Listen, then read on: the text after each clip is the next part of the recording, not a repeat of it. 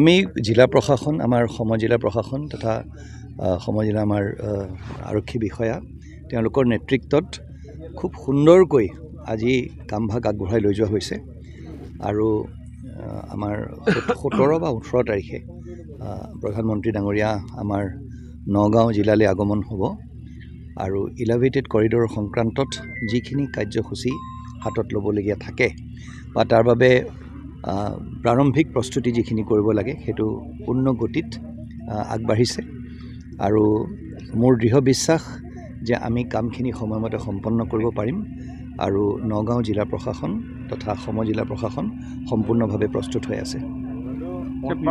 পথ নিৰ্দেশনৰ ক্ষেত্ৰত কিবা আছে নেকি জাননী আগতীয়াকৈ জনাব পৰা?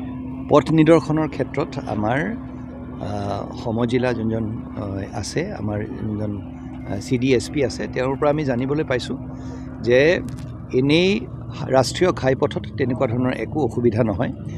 নতুন যোনখন ফ্লাইঅভাৰ আছে আমাৰ জিলা আৰক্ষী অধীক্ষকে আমাক এষাৰ কথা কৈছিলে, নেহাইৰ লগত কথা পাতি সেই যোনখন ফ্লাইঅভাৰ আছে সেইখন সামৰিকভাৱে সেইখন আমাৰ খুলি দিবলৈ কোৱা হৈছিলে।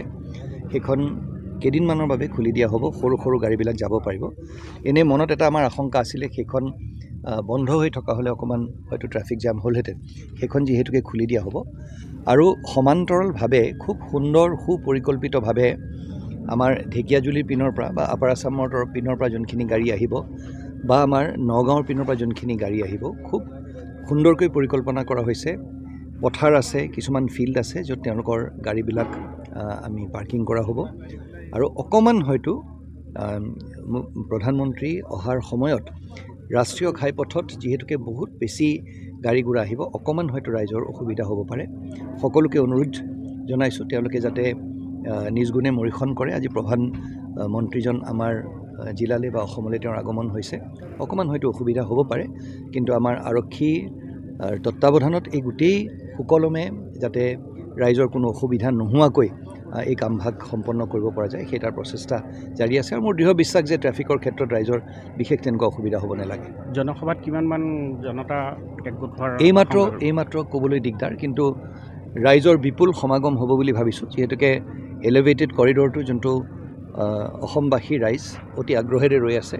ইয়াত অসমৰ ৰাইজৰ আৱেগ অনুভূতি জড়িত হৈ আছে। মোৰ দৃঢ় বিশ্বাস যে ৰাইজ আমাৰ প্ৰধানমন্ত্ৰী ডাঙৰীয়াক স্বাগতম জনাবলৈ তথা এই এলিভেটেড কৰিডৰটো সমগ্ৰ অসমৰ বাবে বা আমাৰ ৰাষ্ট্ৰৰ বাবে স্বাগতম জনাবলৈ বহুখিনি আমাৰ ৰাইজ আহিব। ডাঙৰীয়া চাওক, আমি ভাবিছোঁ যে ৰাইজৰ আৱেগ অনুভূতি যিহেতুকে ইমান জড়িত হৈ আছে, 1 লাখৰো অধিক মানুহ হ'ব লাগে বুলি আমি ভাবোঁ আৰু তাৰ বাবে যাতে তেওঁলোকে আহি পেলাই য'ত তেওঁলোকে ধৰি লওক আহি পেলাই ইয়াত সমাগম হ'ব, পানীৰ পৰ্যাপ্ত পৰিমাণৰ যাতে পানী থাকে, তাৰপিছত স্বাস্থ্যজনিত যদি কিবা ভগৱানে নকৰক যদি কিবা ইমাৰ্জেঞ্চি হয়, ডাক্তৰৰ টীম তেওঁলোকৰ ভালকৈ গাড়ী ঘোঁৰাবোৰ যাতে তেওঁলোকে ভালকৈ ৰাখিব পাৰে, তাকে পাৰ্কিঙৰ ব্যৱস্থা সমস্ত ব্যৱস্থা আৰু তেওঁলোকক কোনো ধৰণৰ যাতে অসুবিধা নোহোৱাকৈ তেওঁলোকে এই সভাখন তেওঁলোকে সুন্দৰকৈ এটেণ্ড কৰি যাতে তেওঁলোকে যাবগৈ পাৰে সেই তাৰ গোটেইখিনি ব্যৱস্থা লোৱা হৈছে। যিকোনো খবৰৰ বাবে যোগাযোগ কৰক আমাৰ এই নম্বৰত 9181 307 2221।